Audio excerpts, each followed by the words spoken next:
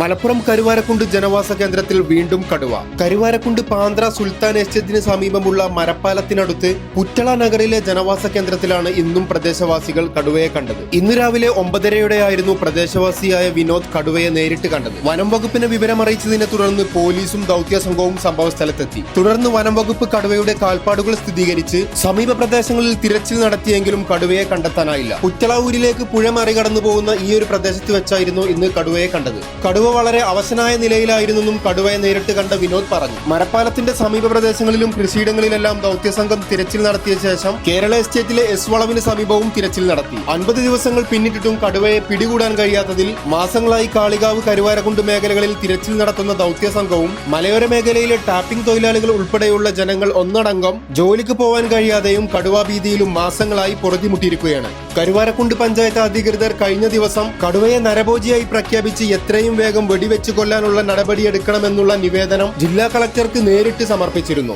അരമണിക്കൂറെല്ലാം അവിടെ തന്നെ ഉണ്ടായിരുന്നു. പേടിയുണ്ട്, എനിക്ക് കോളേജിലൊക്കെ പോകാനുള്ളത്. ഈ വൈകുന്നേരം വരുമ്പോഴൊക്കെ ഭയങ്കര പേടിയാണ്. ഒരു 10-15 ഒരാളുണ്ട് അവിടെ.